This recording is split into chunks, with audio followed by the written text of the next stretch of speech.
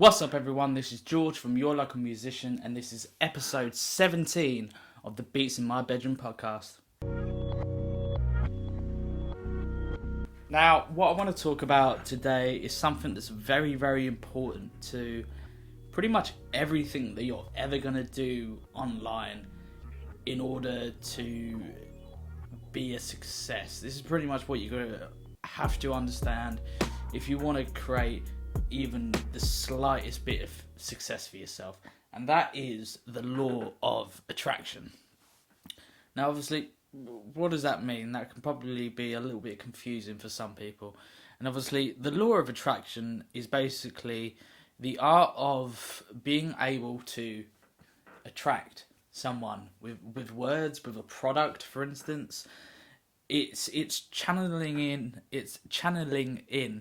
to something that may not be there yet, that you know needs to be filled, but people aren't quite aware of.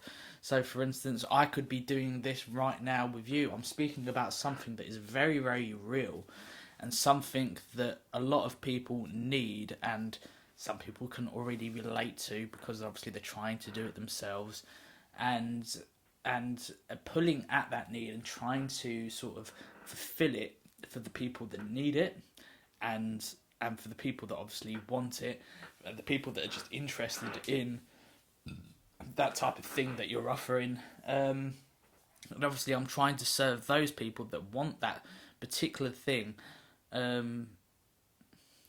specifically, and I'm trying to obviously I'm trying to cater to those people specifically, and obviously only really focus my attentions in on them. As small as that might be, it doesn't matter. It doesn't matter about the size. It matters about the impact that you have on people that ultimately determines your success. And that's something that is important no matter what industry you're in, what product you're selling, or whatever it is that you're trying to do. The law of attraction is obviously the single most fundamental thing that is going to determine whether or not that you are going to make your thing a success or not, to put it bluntly. And you can do this in a variety of obviously different ways.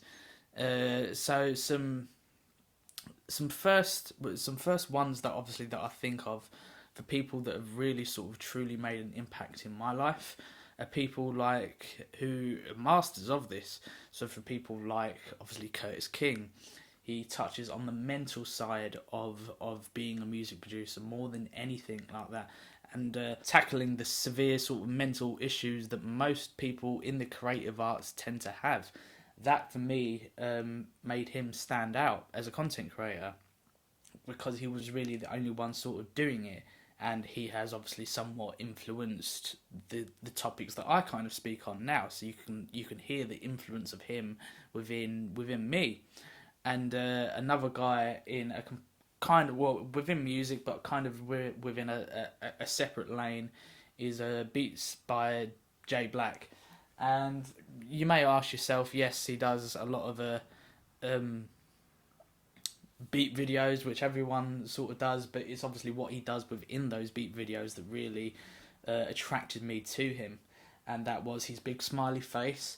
How brilliant he was on the actual pads themselves. It made me sit back and think, wow, I really need to up what I can do. I've been learning more and more over the past sort of 2 years, and I'm getting a hell of a lot better.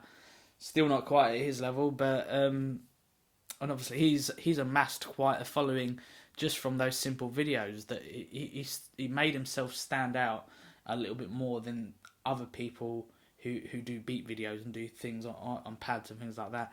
Like, you can just see in his face that he's enjoying it, and obviously it hits, and it's amazing as it is. So all of those elements combined really do create a successful campaign, if that's what he's intended to do, but I don't think he is.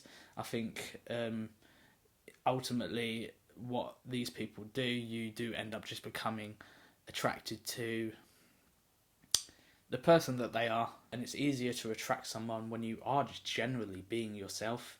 I hate having a YouTube voice. I try not to, and I don't want someone's first. I don't want someone's first impression of me to be a false perception of who I actually am.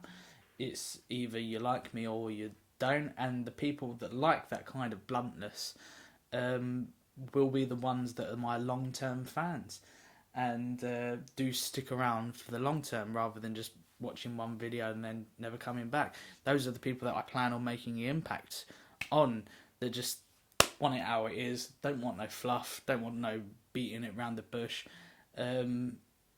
That's who I am inside, and that's who I'm going to be on the out, if that makes any sense. So obviously you can use the law of attraction for your benefit in multiple sort of different ways.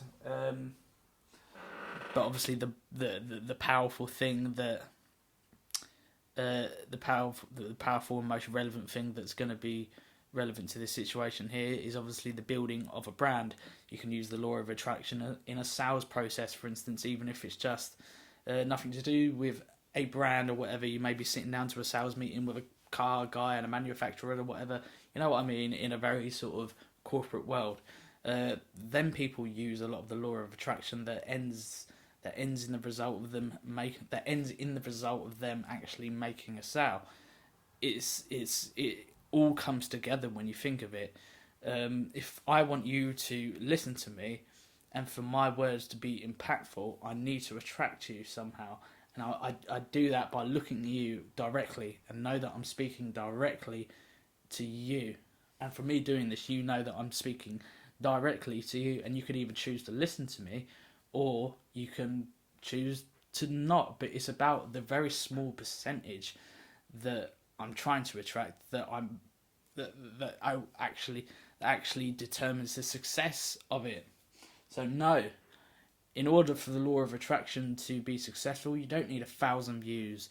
You need 100 or 10 or just some whatever number. You just want to attract people that will become your diehards.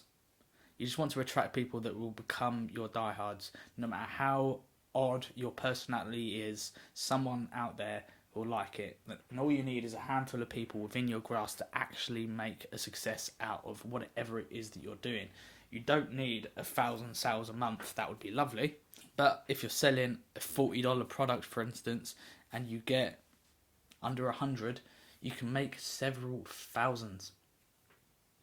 The numbers don't have to be massive. That's not the way that it works.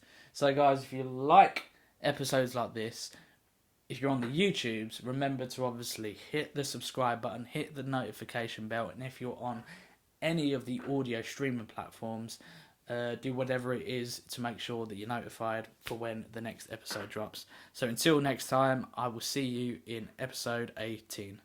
Thank you.